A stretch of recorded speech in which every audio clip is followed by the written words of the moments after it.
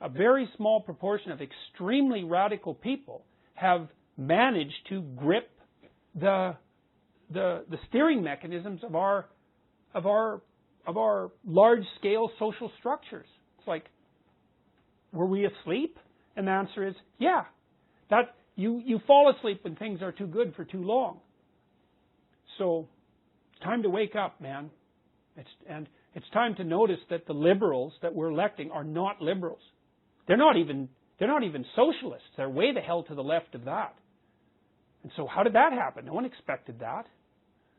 Oh yeah, that wasn't real communism. Yeah, we've seen a great example of that in Venezuela, where they put everybody on the kind of weight loss plan that's made the average citizen lose 20 pounds.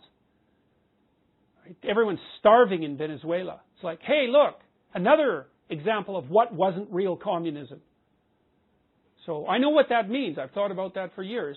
When someone says that wasn't real communism, here's what it means.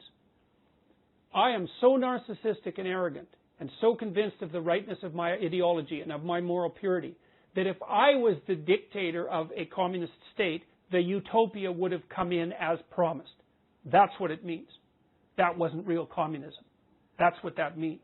So when anyone ever says that, you think, oh boy, I've got your number now. I know what you think of yourself.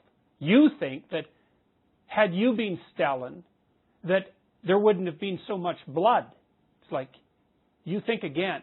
Besides, if you would have been the positive Stalin, let's say, one of the negative Stalins would have come along and killed you real quick. So don't be hypothesizing down that road too quickly. That's what they were, the useful idiots. And then, and Stalin killed all the old guard, all of them. It's like, you guys, you've done your part. All you are now is annoying and threatening. It's like, we'll just line you up and shoot you.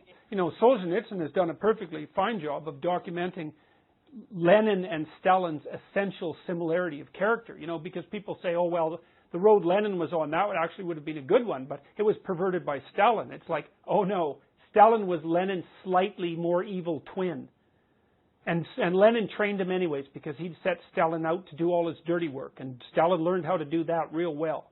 So there's no saying, oh yeah, well it was a good idea to begin with and Lenin was on the right track, but then it was a cult of personality. It's like, no, sorry guys, that isn't going to wash.